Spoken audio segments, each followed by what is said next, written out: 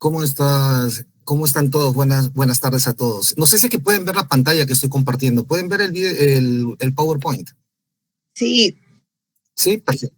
Ok. Bueno, voy a pasar algunas cosas rapidito porque el tiempo sí es cortito.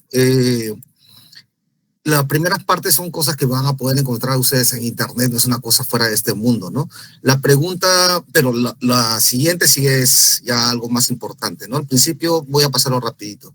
¿De dónde vienen? ¿De dónde vienen estos aparatos que nos visitan tan de seguido y que de una u otra manera aquí en esta parte de Latinoamérica, en Perú, se ve tan a menudo, en verdad? Por más que la gente no esté atenta, esto sucede más de lo que la gente piensa, en verdad, ¿no?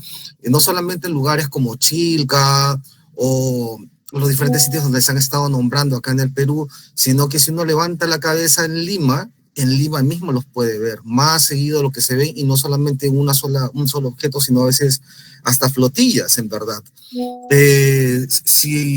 No sé si es que está actualizado la lista de las personas que tengo acá presentes. Por aquí tengo a mi amigo Sebastián Bulos presente también por ahí, me parece. Él, él ha podido grabar por sobre su casa, así en pleno surco, por ponerles un ejemplo. Este fenómeno es un poco más habitual de lo que la gente piensa, en verdad. Entonces, como para hacer una idea, ¿no? En la Segunda Guerra Mundial los pilotos volaban y aparecían unas bolas de luz al lado, ¿no? Los objetos que veían más parecidos a una esfera de luz que cualquier otra cosa, pensaban los aliados que eran armas del eje, y los del eje pensaban que lo que los acompañaba durante estos vuelos en Europa eran armas de los aliados. Terminó la guerra y se dieron cuenta que ninguno de los dos era responsable de esto y que era un fenómeno que los acompañaba durante los combates, ¿no? En el 52 es conocida la batalla de Los Ángeles, que básicamente se ve un aparato, una esfera luminosa, se ve volando sobre la ciudad. Unas semanas antes había sido el ataque de Pearl Harbor, así que la gente estaba realmente asustada y empezaron a disparar las baterías antiaéreas de la ciudad durante toda la madrugada a este objeto sin poder derribarlo, ¿no? Después, no, la explicación, pues fenómenos naturales, un globo o lo que venga, pero sin embargo nunca pudieron dar una respuesta razonable a lo que la gente vio y a la cantidad de balas que se lanzaron al momento de tratar de bajar ese objeto de los cielos. Pero sí, ya perdón, el anterior fue en el año 42, ya en el 52 tuvimos una oleada muy grande sobre Washington, D.C. Se enviaban aviones a interceptar estas naves o estos objetos que volaban sobre el Capitolio. Pero, ¿por qué? Porque interceptarlos, porque la zona es una zona restringida, ¿no? Es una zona aérea restringida, por lo tanto, el derribarlo, pues era un tema ya de seguridad nacional en sí, pero empezaron a retirarse a toda velocidad, ellos los perseguían, y cuando llegaban al otro lugar donde supuestamente se dirigían estas naves, las naves regresaban, y durante varias noches estuvieron jugando al gato y al ratón sin poder de ninguna manera alcanzar estos aparatos, ¿no? También la explicación pues definitivamente no, de este fenómeno, pues no llegaba a justificar realmente lo que sucedió aquellas noches, ¿no? Y el gobierno ya empezó realmente a consternarse por esto. Ya más adelante, es el fenómeno más visto, quizás fue el fenómeno que más gente pudo verla, y lo interesante fue el tamaño del objeto. Las luces de Phoenix fue un fenómeno producido en el 97, atravesó 3 estados, el tamaño del aparato era gigantesco, estamos hablando de cerca de 1,5 kilómetros aproximadamente. Hay gente que básicamente decía que si ponía un periódico abierto sobre sus cabezas, podía seguir viendo el aparato por fuera de este periódico que les estuviese cubriendo, porque era gigantesco, era una cosa enorme.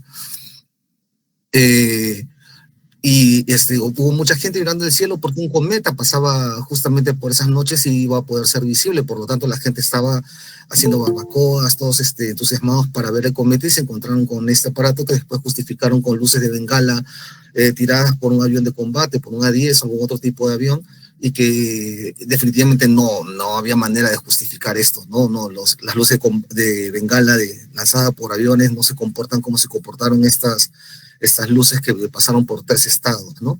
No era la primera vez que sucedía, en Lubbock también, en el 51, se vio un fenómeno parecido, las fotos las tomaron profesores universitarios y salieron en portada en el Life, en la revista Life incluso, ¿no? Esta foto es de seguro la más estudiada del mundo, o una de las más estudiadas por lo menos, es en Lago Cote, esto es en Costa Rica. Esto fue en el 71, se estaba haciendo fotos para hacer mapas de cartografía por la construcción de una represa, y pasando por el lago, si no me equivoco, es el lago artificial que se forma por la represa. Toman una foto sin querer de un objeto metálico, el clásico ovni tipo platillo, tipo lenteja, tomada desde arriba, ¿no? Que aparece inmortalizada en esta foto. Es una foto oficial porque fue tomada por un avión básicamente de cartografía del gobierno, ¿no? Y estas ya son clásicas ya. Estas son imágenes, realmente videos, tomados por aviones caza de 2 portaaviones, del Theodore Roosevelt y del Nimitz, en los años 2004, 2014, 2015, que fueron filtradas después, y las lanzó el New York Times.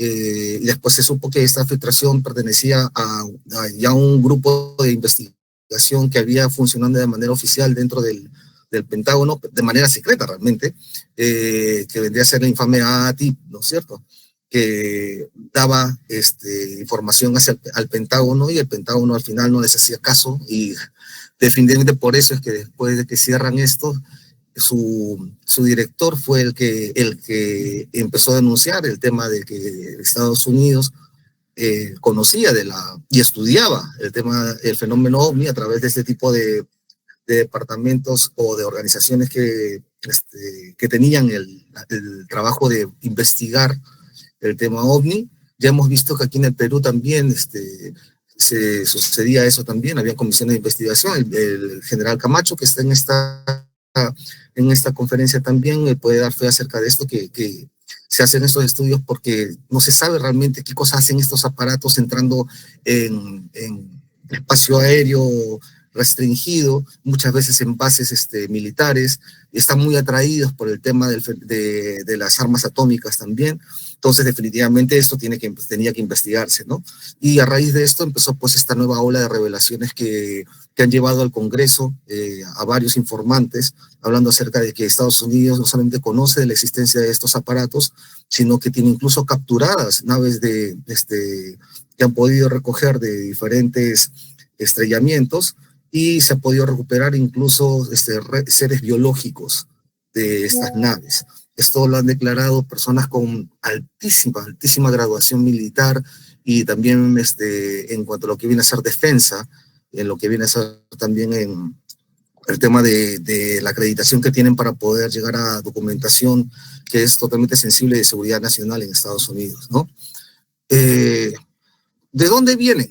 ¿De dónde vienen estos aparatos que hemos estado viendo? Entonces, vamos a estudiar algunas teorías que básicamente son las que más se manejan, ¿no? Pero la pregunta es cuánta credibilidad o cuánta lógica le podemos encontrar a esto, ¿no? Primeramente, ¿no? Cuando empezó el fenómeno del contactismo, básicamente decían, pues bien, a mí me dijeron que vienen de Venus, de Marte, vienen de Ganímedes, hay un libro muy conocido.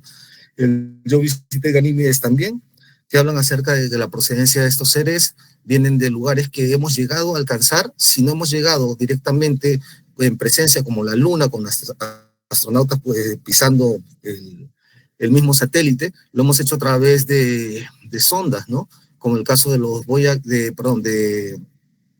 de las sondas que hemos mandado para Marte, las que Rusia mandó para Venus, ¿okay? Los satélites que han llegado a varios planetas del sistema solar, con fotos en las cuales uno ve y dice, pues aquí no hay vida, no hay manera de sustentar vida, y no creo que un extraterrestre consiga vivir en un lugar como aunque sean bases que estén ocultas bajo la Tierra.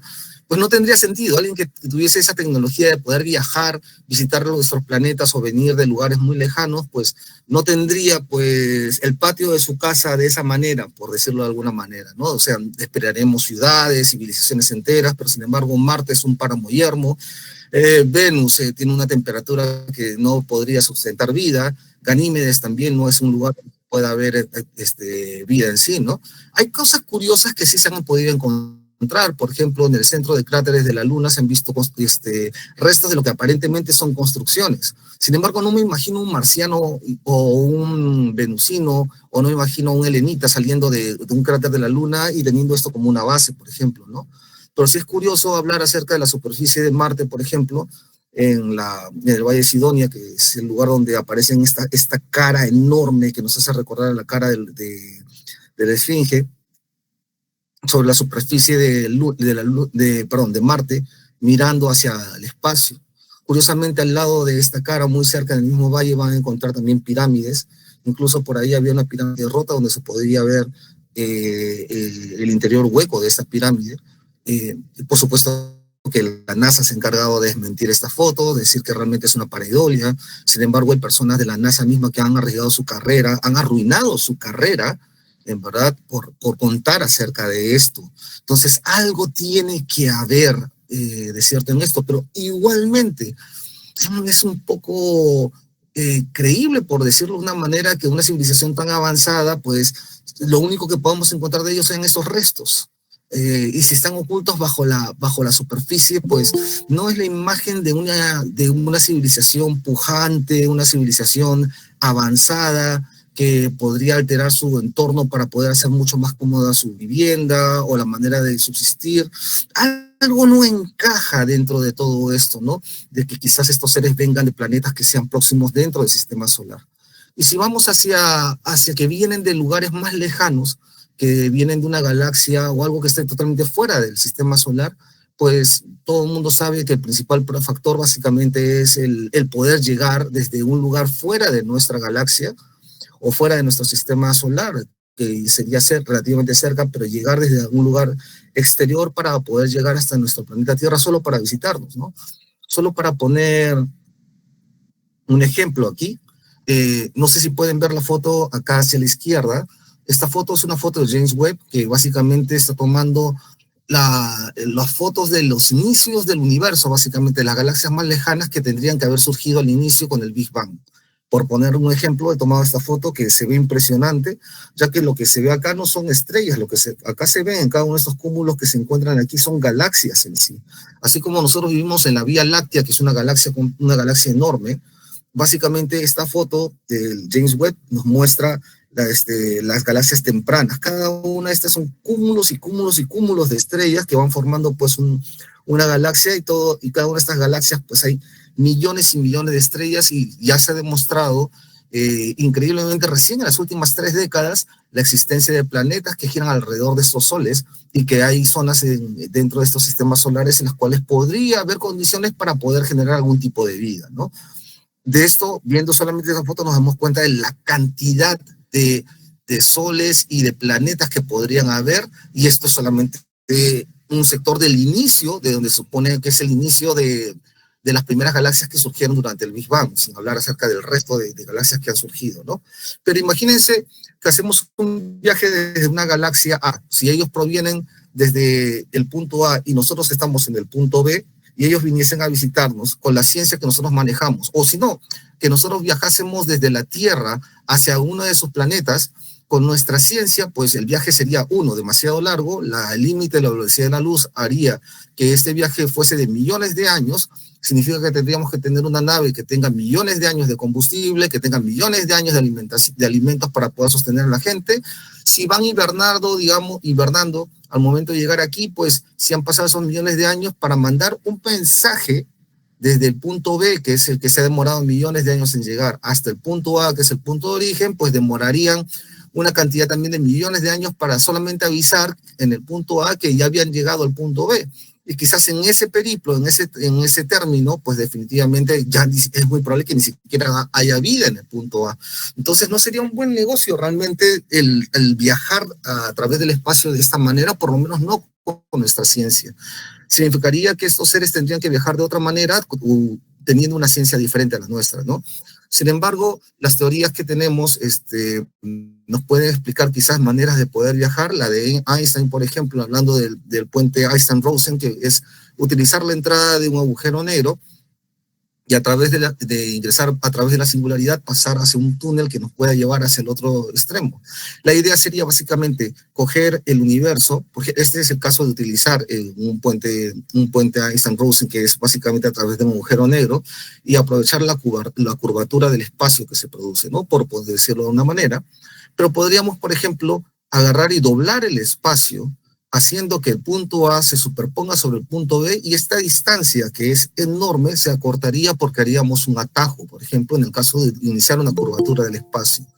¿Es posible esto? Pues tenemos a Alcubierre, que ya lo han refutado en varias partes, en varias cosas acerca de esto, pero sin embargo la teoría es una teoría que todavía pareciera válida, que es utilizar una nave que tenga la capacidad de poder doblar el espacio de una manera que el espacio delante de la nave pudiese contraerse, generando un vacío que te absorba, y la parte de atrás de la nave, en lugar de contraerse, se expanda, empujando la nave. Por lo tanto, no sería la nave viajando a través del espacio, sino que el espacio, al deformarse a la presencia de esta nave, a través del campo que está generando, al momento de desdoblar el espacio fluiría a través de la nave y podría viajarse mucho, mucho más rápido que la velocidad de la luz, porque estaríamos haciéndolo a través de una curvatura del espacio.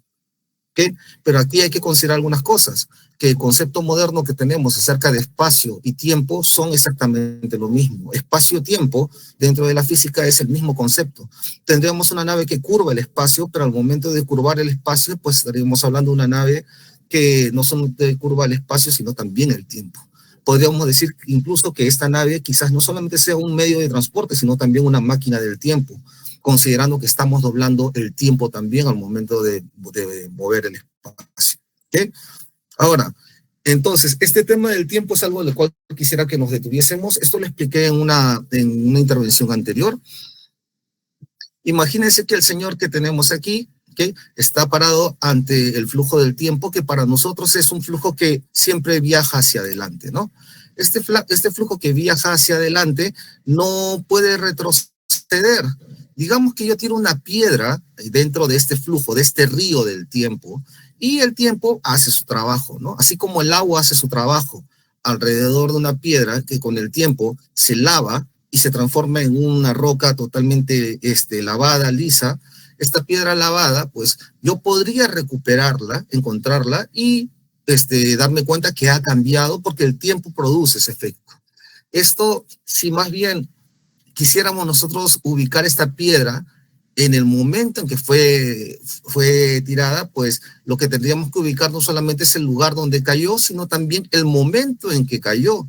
Pero como el agua del tiempo está fluyendo, no podríamos nosotros encontrar justamente el momento en sí, porque ya el tiempo ha pasado, así como el agua del río fluye, ¿no? Pero si, por ejemplo, yo lo que hiciese fuese, en lugar de tirar una piedra, tirase yo una bolsa de tinta, esta bolsa de tinta, al moverse a través del flujo de la corriente, podría ser localizable. Podríamos nosotros rastrear esta bolsa de tinta en medio de este viaje. Si esto fuese así, pues entonces quizás podríamos encontrar no la piedra lavada, sino encontrar la piedra en su momento en que fue arrojada dentro del flujo del tiempo, guiándome a través de justamente el lugar donde pasó esta bolsa de tinta. Podría encontrar el instante preciso, ¿no? Ahora, para poner esto en la práctica en sí, tendríamos que buscar algún elemento que funcionase como una bolsa de tinta en medio del flujo del tiempo. Y se cree que dentro de las partículas que son liberadas a través de la destrucción del átomo, se puede encontrar una partícula que se conoce como taquión, que, y tengo que confesar, es una partícula hipotética todavía. Sin embargo, también lo era el bosón de Higgs en su momento, ¿no? Hace años que los físicos buscan esta partícula también, los taquiones, que se cree que los taquiones, al momento de liberarse a través de la destrucción de los átomos, esas partículas huyen de una manera, con una velocidad mucho más rápida que la velocidad de la luz. Y todo objeto que se mueve más rápido que la velocidad de la luz, pues, vencen al tiempo en sí. Vemos que el tiempo no es una constante, que la velocidad y la gravedad cambian el tiempo en sí. Lo hacen incluso en nuestra realidad o en nuestro día a día, por decirlo así, ya que si coloco un reloj atómico aquí en el planeta Tierra y coloco otro reloj atómico sincronizado con el primero en la estación espacial, van a ver que el movimiento y la gravedad de la estación espacial, que es diferente al que tenemos aquí en la Tierra, pues se desincronizan, haciendo que el tiempo corra diferente acá en la superficie de la Tierra y en la estación espacial. En teoría, la gente de la estación espacial está viajando al futuro, porque al momento de hacer este viaje alrededor de la Tierra, de girar alrededor de la Tierra, este movimiento, esta velocidad, que es un fenómeno que afecta el tiempo, la velocidad primero, y segundo, la gravedad, que es diferente, y la gravedad también afecta el tiempo, eso está demostrado, hacen que el tiempo discurra de manera diferente. Si en nuestra realidad el tiempo no es una constante en sí, es relativa, ¿okay? Si en nuestra realidad el tiempo es un relativo, pues dentro de una explosión atómica, al momento de liberarse los taquiones, estas partículas que se liberan, y al ser más rápidos que la luz, tendrían la facultad de poder viajar a través del tiempo. Si tuviéramos un aparato que pudiese leer taquiones, detectar los taquiones, y poder medir desde cuál es su punto de origen, podríamos tener una especie de faro a través de este flujo del tiempo. Y guiándome a través de este faro, siguiendo las manchas, podría localizarme en ciertos puntos de la historia en sí o de la realidad en sí, ¿no? Hace unos días estábamos, incluso el día de ayer estuvo don Pedro en su ponencia hablándonos acerca de los diferentes lugares dentro del mundo, que podemos ver que hay una conexión en que estos lugares están a cierta distancia de otros monumentos históricos, ¿no? Tras una línea podríamos encontrar que estos monumentos están a una distancia que tienen un número matemático que se va repitiendo muchas veces, entre ellos está el número phi, que es un número que se repite en la creación en sí, ¿no? Es un número repetitivo, por valga la redundancia, un número que siempre va apareciendo en varios aspectos de la vida, por ejemplo, en la curvatura que hace las semillas de girasol dentro del mismo del girasol, en la distancia y en la equivalencia de las medidas del cuerpo humano y otros datos más. Y curiosamente también sucede este número que sale vez tras vez cuando empezamos a medir la distancia de un monumento histórico a otro monumento histórico, que no tiene sentido porque se construyeron en momentos diferentes, por culturas diferentes en todo el mundo, pero sin embargo arman como una especie de mapa alrededor del mundo y no entendemos cuál es el significado de que una civilización que vivió hace 1000 años y otra civilización que floreció 500 años después hayan construido sus monumentos en estas distancias y en estas direcciones con una medida o con una distancia exacta, como si hubiese algún significado detrás, algún mapa o alguna cosa que nos quieran decir. Si es que, por ejemplo, alguien viajase a través del tiempo, a través de estas manchas que puedan ser quizás los rastros de los taquiones, quizás al momento de llegar al punto ellos que quieren llegar a este punto del tiempo, necesiten también una confirmación en tierra, una confirmación en el lugar para poder saber en qué momento y en qué época es. Y quizás estos monumentos también marquen como una especie de señal para que ellos sepan en qué lugar y en qué momento están llegando. Quizás por aquí venga un poco el sentido de estos monumentos construidos con estas distancias específicas. ¿En qué situaciones que esos taquiones se liberan? ¿O qué fenómeno liberan esos taquiones? Pues son las explosiones nucleares. Y quizás esta sea la razón por la cual estos seres que vienen desde otro momento, viajando a través del tiempo, pues tienen tanto interés en las explosiones y en las armas atómicas, porque quizás estos puedan haber servido o sirvan de farol, y quizás el efecto de estas explosiones atómicas de alguna u otra manera los afectan a ellos. Ahora, si ellos tienen una nave que puede doblar el espacio y doble el tiempo, esta nave, como les decía, puede transformarse básicamente en forma automática en una nave, en una máquina del tiempo en sí. Y quizás estos visitantes que vienen, quizás seamos nosotros mismos o civilizaciones que vienen del futuro. Y quizás el hecho de que puedan venir de lugares en que no hay ningún tipo de construcción, o por lo menos construcciones que no estén en nuestra época, sino que fueron construidas hace muchísimo tiempo, Y los testimonios de varios informantes que dicen, o de varios contactados que informan que sus contactos han venido de Venus, que es un infierno, de Marte, que está totalmente desolado, o de Ganímedes, quizás estos visitantes sí vengan de estos lugares, pero el problema sea que el tiempo de donde vienen es diferente. Un tiempo en que quizás en Marte sí hubo vida, en que Ganímedes, quizás no en el pasado, sino en el futuro o en algún otro punto del tiempo, ellos sí estén habitando y que justamente puedan viajar a través de estos fenómenos en el espacio, de la curvatura del tiempo, y vencer este río del tiempo e incluso navegar utilizando muchos de los símbolos o muchas de las simbologías y de la tecnología que nosotros tenemos en este momento, por ejemplo, la explosión de bombas atómicas, y utilizar los mapas que hayan hecho con monumentos que están construidos en nuestro planeta para poder guiarse y saber en qué lugar específico han llegado. ¿Okay? ¿De dónde vienen? Entonces, hemos hablado que pueden venir de un planeta dentro del sistema solar, pero no sabemos de qué momento.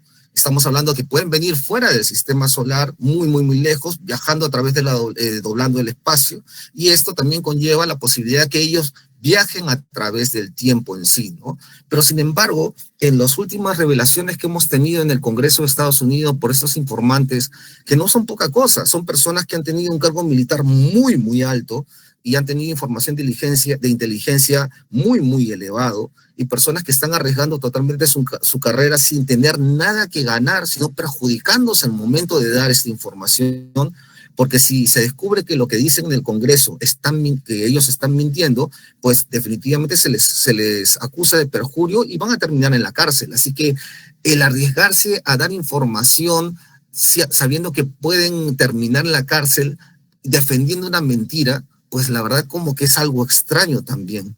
Entonces, hay entre las declaraciones que ellos hacen, se han cuidado mucho de hablar de que estas máquinas tienen un origen no terrestre. Nunca han utilizado la palabra clásica que utilizamos nosotros de extraterrestre, refiriéndose a que vienen de otro planeta. Y al momento de hacer las sesiones en público, donde han dado esta información de que Estados Unidos tiene naves que ha recuperado estrellamientos y que estas naves son de origen no humano, recalcando la palabra que ellos mismos utilizan, no humano, y aparte de eso, de que han encontrado restos biológicos que pertenecen a seres que no son humanos, que aunque dicen que no son de esta tierra, no dicen que sean extraterrestres, sino que su origen es no humano.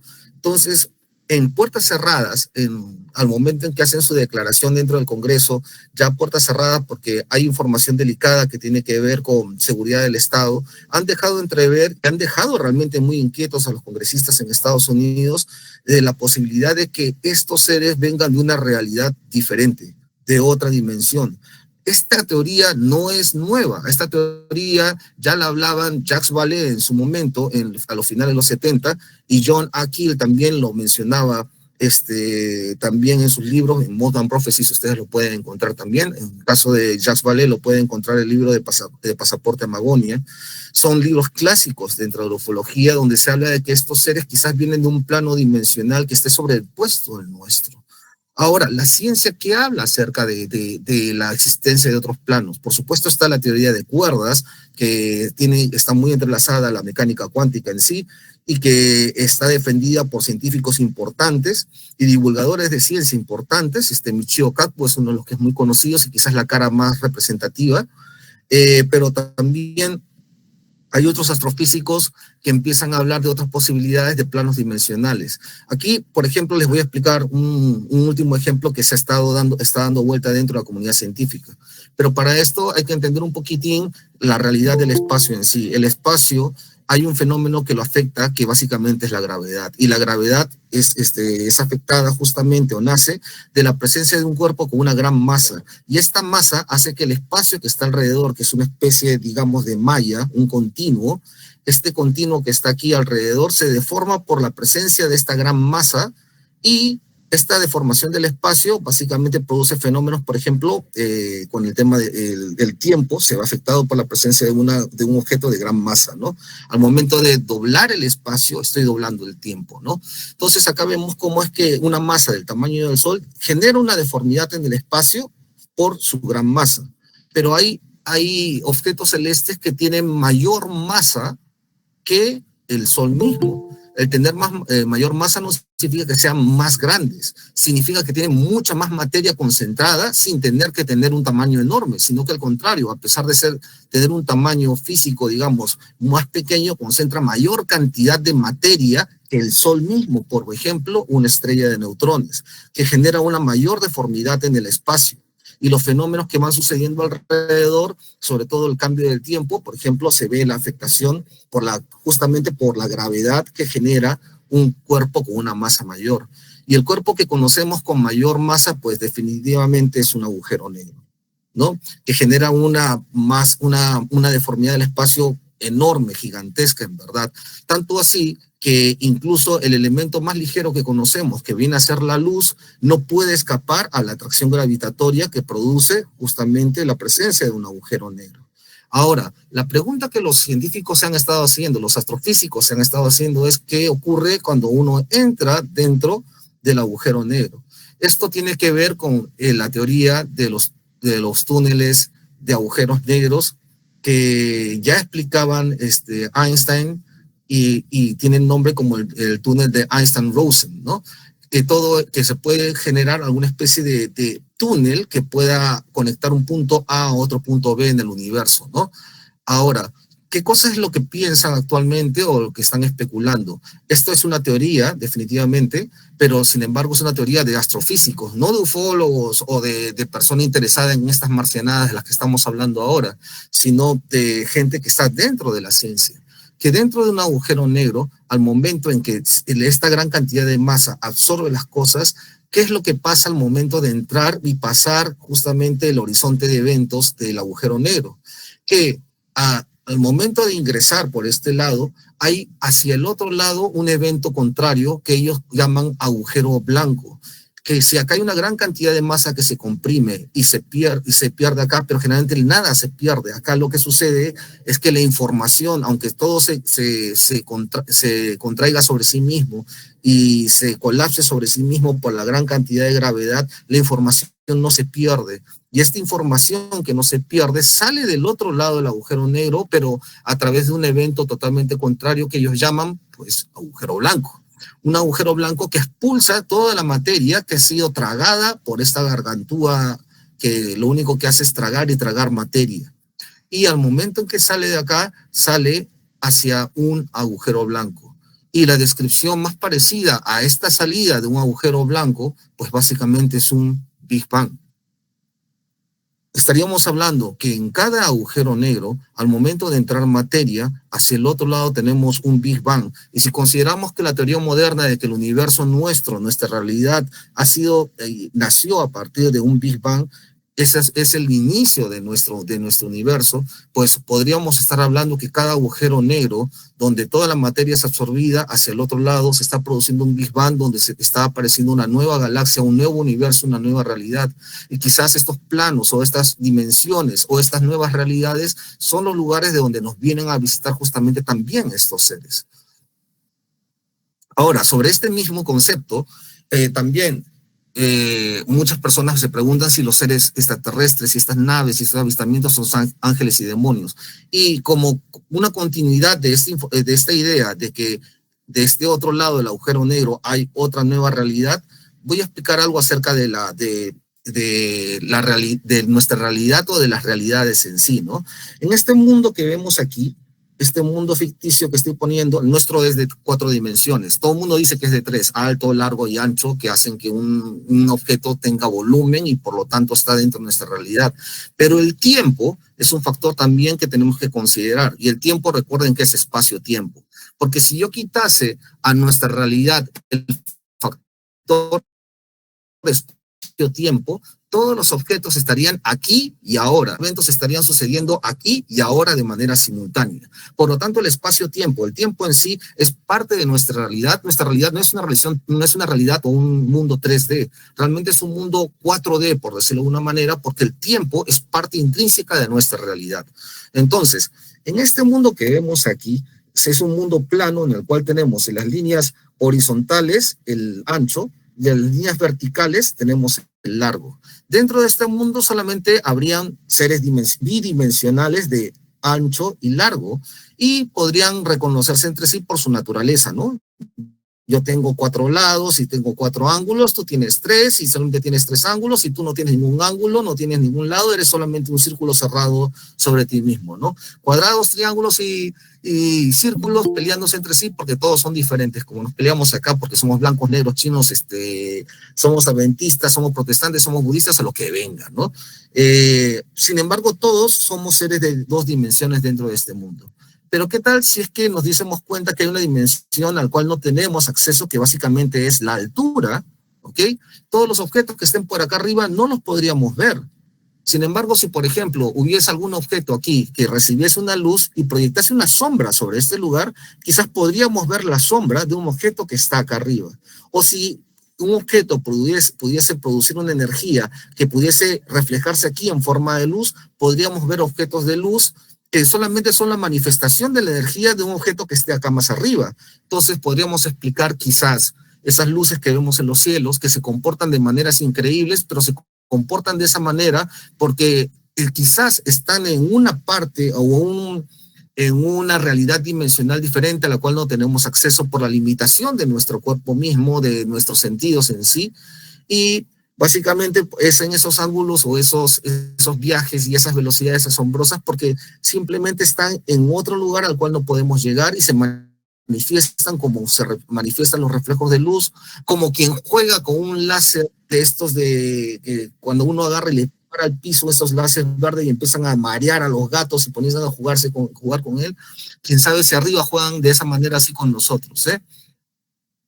Ahora, si estos objetos de 3 dimensiones, en este ejemplo de aquí, hiciesen contacto con nosotros, pues este señor cubo, al momento de hacer contacto, sería otro cubo más.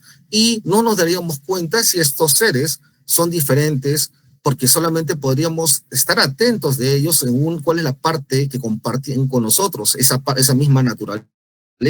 Y este ser podría descender a este lugar y para nosotros sería un cuadrado, a pesar de que es un cubo. Solo veríamos esa parte que hace contacto con nuestra realidad, a la cual nosotros podemos acceder, pero no podríamos ver el resto de su naturaleza. Igual este cilindro bajaría acá y sería un círculo, porque solamente esta parte de aquí hace contacto con esta realidad de 2 dimensiones, y para nosotros sería otro círculo más.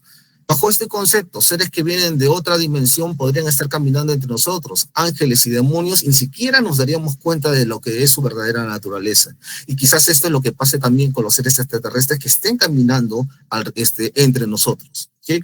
Información que nos dan muchos de los contactados y que nos van revelando también estos informantes en el Congreso de Estados Unidos. Entonces, si fuesen también del interior o de la Tierra o de los océanos, pues hay muchos casos en los cuales se ven estos objetos saliendo del mar. Este de acá es tomado por un submarino, si no me equivoco, y pues es muy clásico ver la cámara del Popocatépetl, en el cual aparecen estos aparatos que ingresan dentro del volcán. Este de acá es del volcán Ubinas, acá en el Perú, de objetos que entran y salen a través de este lugar, ¿no? Que quizás de una u otra manera ellos al momento de viajar a través de esta dimensión puedan interactuar con nuestra realidad y nosotros pensamos que se están estrellando con nuestra dimensión, pero realmente lo único que están haciendo es entrar quizás a otro nivel que nosotros no tenemos acceso por nuestra limitación.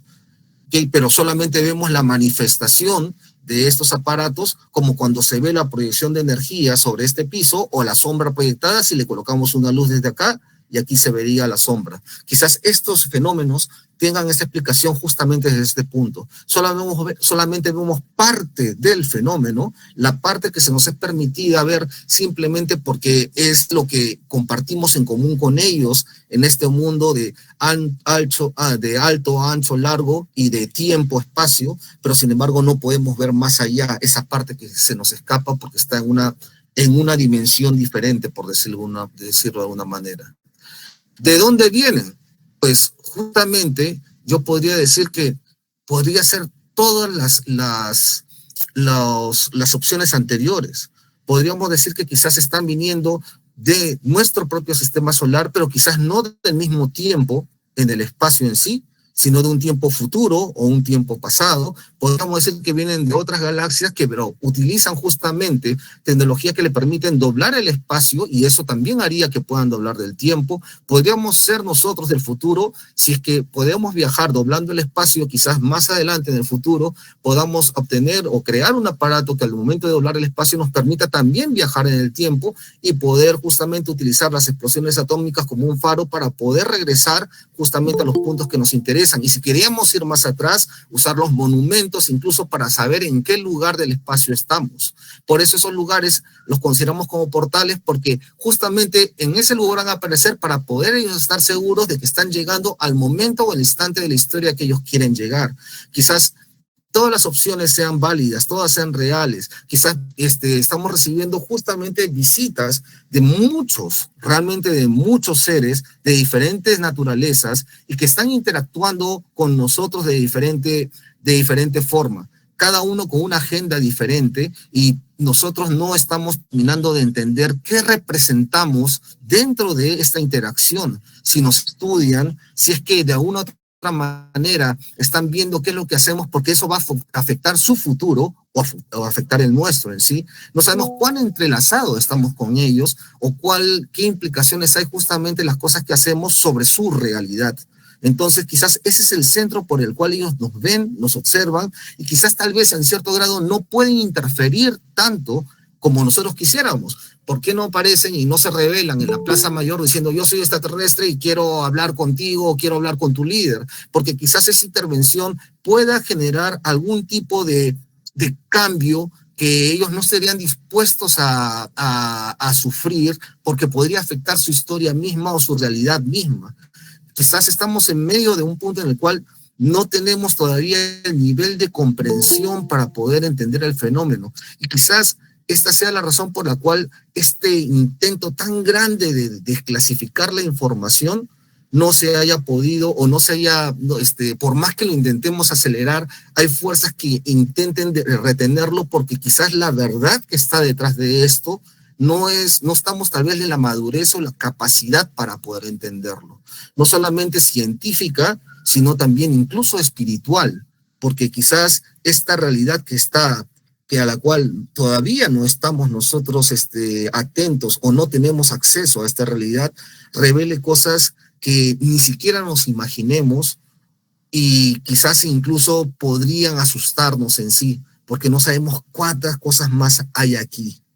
Y quizás nos estemos dando cuenta por primera vez, pues nos vamos dando cuenta que no somos el principal eslabón dentro de la cadena alimenticia en sí o de la cadena evolutiva, sino que somos solamente un objeto plano dando vueltas aquí, cuando hay dioses que dan vueltas sobre nosotros y ni siquiera nos damos cuenta acerca de este aspecto.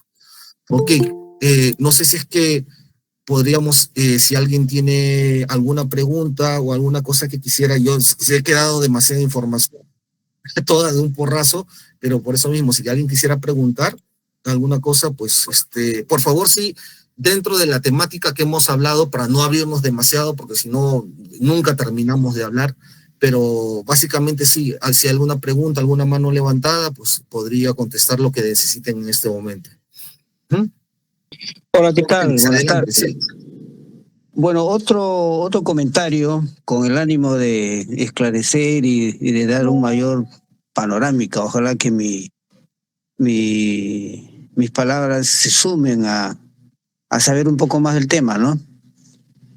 Con respecto a de dónde vienen, de acuerdo a los expertos, la gente que ha escrito bastante sobre el tema, ya podrían ser viajeros del tiempo, viajeros del espacio, ya podrían ser seres interdimensionales que vienen de otras dimensiones, o podría ser de que estos seres, algunas razas de ellos han llegado al planeta Tierra mucho antes que nosotros y siempre han vivido con nosotros, como los famosos draconianos, reptilianos, etcétera, ¿no? Entonces por ahí va el asunto, ¿no? Y son seres interdimensionales. ¿De qué dimensiones vienen? Ya hasta donde se sabe, son seres visibles, son seres invisibles, son seres que siendo visibles se hacen invisibles, etcétera, etcétera. Es un panorama bien, bien amplio, ¿no? Si fueran seres viajeros del espacio, tendrían que viajar de un punto A a un punto B. Eso significa, pues, a qué distancia está la nebulosa más cercana a la nebulosa Andrómeda, ¿no? Son muchos años de luz, podrían llegar, ¿no? Tienen la tecnología como para poder visitarnos. Muchos de ellos vienen y pasan de frente. Otros vienen y les atrae, ¿no? La presencia humana, el ambiente, la naturaleza, ¿no? Y como que saca muestras tanto de seres humanos como de plantas y animales, ya eso inclusive se ha constatado, ¿no? Si fueran seres que vienen de otras dimensiones, ya el tema se complica un poco más, ¿no? Pero siendo de donde vengan, ya son muchas razas, ya. Según los Yo creo, expertos, han sí, llegado, a ver, termino rápido, han llegado muchas razas, cada raza tiene un lugar de origen o de donde vengan, cada raza tiene sus características físicas, cada raza tiene posiblemente una religión, cada raza tiene su propia ideología política tal vez, y cada raza tiene, y lo más importante, su propia agenda. ¿Qué quieren de nosotros? esa ¿Ya? es la pregunta importante. Sí, sí, ¿qué quieren de nosotros? Y ya sabemos pues que han llegado, que vienen, que van, que hay esto, que hay lo otro. El estudio debería centrarse en cuál es el propósito, cuál es el objetivo, a qué vienen, qué quieren de nosotros. Eso nomás, amigo, ojalá que contribuya a lo ya dicho. No, de hecho que sí, es más, mucho del enfoque de la investigación que hacemos nosotros en Monte Estudios, la que personalmente hago yo también, tiene que ver justamente con eso, ¿no? El querer saber cuál es el propósito. Creo que el sentido principal de la investigación debe ir por ahí, pero también hay un punto que no he tocado acá en esta investigación, es quizás el punto que une a todas estas digamos, estos lugares posibles de origen que vengan, y quizás permea a través de todas estas realidades en sí, es algo que también conforma nuestra realidad y que no hemos considerado, que los científicos no suelen considerar en sí. Algunos lo han hecho ya y algunos han desaparecido por investigar acerca de esto, incluso. Es el tema de la conciencia. La conciencia quizás sea el punto que unifique y que pueda de una u otra manera hacernos permear hacia esas realidades. A personas que quizás experimenten en este momento a través de la meditación o a través de otras disciplinas en sí, personas que tienen estos dones que se han utilizado incluso porque se puede encontrar documentación liberada por la CIA en sí, que hablan acerca de proyectos como Stargate, en los cuales los seres humanos han intentado hacer contacto con ellos a través de psiónicos o a través de psíquicos, no solo manipulando sus naves o manipulando sus aparatos, sino también viajando y llegando a esos lugares en sí. Por ahí tenía don Javier, me parece, me gustaría también don Alejandro Rojas, que está acá presente, porque sé que él también tiene alguna cosa que decir, porque sé que él explora y está en este límite también dentro de lo espiritual y también la parte ufológica dentro de esto, y que creo que sí, en algún momento estoy seguro que han reflexionado un poquitín en estas cosas también. Pero voy por don Javier Córdoba, que me parece que quería decir alguna cosa por ahí. Claro, muy buenas tardes, felicidades por la exposición. Solamente quería hacer una pequeña contribución. Al principio, los objetos que hacía referencia al comienzo de su intervención son los llamados Foo Fighters, ¿ya? Estos objetos que acompañaban tanto a los bombarderos aliados como a los alemanes durante la Segunda Guerra Mundial. Ahora, con respecto a lo que decía nuestro amigo Félix, yo creo que estas naves, el propósito de estas naves es sobre todo monitorear y cuidar el hábitat de cada planeta, porque yo creo que lo que ellos desean es darnos el conocimiento y la experiencia que tienen en cuanto a su tecnología. Ya me refiero a lo siguiente, por ejemplo, las antiguas civilizaciones, ya sumerias, Babilonia, Egipto, China y otras, han tenido pues un asesoramiento y una ayuda de parte de estos hermanos mayores, como los llamamos, ¿no? tanto en arquitectura, en sembradíos, en astronomía, en matemáticas. Hemos tenido pues nosotros pues una ayuda, o digamos, ellos nos han dado ese su conocimiento, esa su sabiduría, ¿no? Entonces, yo creo que el motivo principal es eso, ¿no? De que de alguna forma nosotros como humanidad tengamos un poco más de conciencia y espiritualidad que ellos tienen en sus diferentes planetas, ¿no? Y hay que tomar en cuenta que no todos son positivos. Hay razas positivas y hay razas negativas, ¿no? Entre las conocidas, ya saben ustedes, reptilianos, draconianos y grises, y positivas tenemos una infinidad, pleiadianos, andromedianos y demás. Ese quería ser mi pequeño aporte. Muchas gracias. Claro, justamente. La pregunta es, esa intervención que han tenido con nosotros, ¿no? Al darnos cultura, al darnos información, la pregunta es, ¿qué propósito ha sido? ¿Solamente que evolucionemos, que aprendamos, que mejoremos como raza en sí? Los otros tipos de intervenciones, las intervenciones negativas, las abducciones, por ejemplo, ¿no?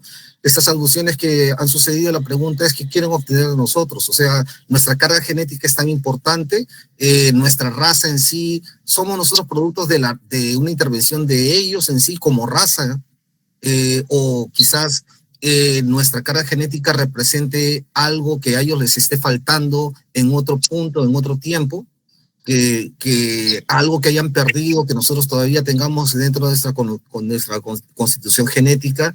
Estas son preguntas y son teorías que definitivamente rompen la cabeza a los ufólogos, ¿no? Que son varias teorías que están en investigación, pero sin embargo no tenemos una certeza. Y en cuanto a la información que reciben los contactados muchas veces acerca de por qué, cómo intervienen, cuál es el origen, al contrastarlas también hay una gran cantidad de contradicciones, poniéndonos a pensar.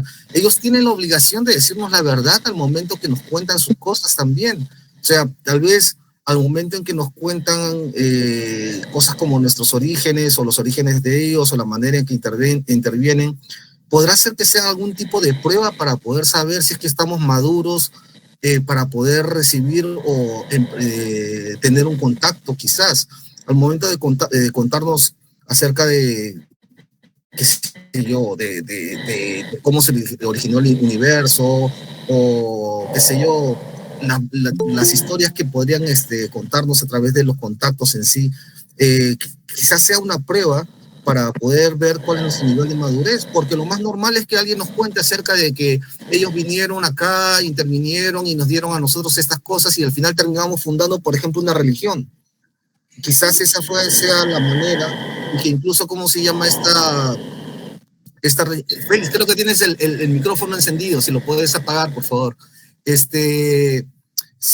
Tal vez esta manera en que reaccionemos con esta información, ¿no? Por ejemplo, que creamos una religión alrededor de ellos, los edificamos, grabamos sus dibujos de su figura en las paredes, ¿cómo se llama? En las pirámides o en las cuevas, en el amanecer de la humanidad.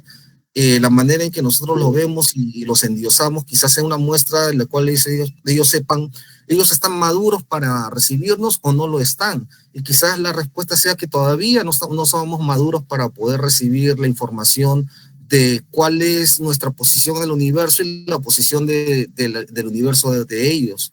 Porque los seguimos edificando, seguimos peleándonos entre nosotros acerca de cuál corriente de la ufología tiene razón o cuál no.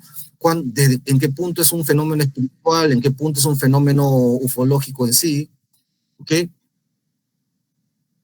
Entonces, quizás por ahí venga un poco el asunto, ¿no? No sé si es que alguien quisiera o que tenga alguna pregunta acerca de eso.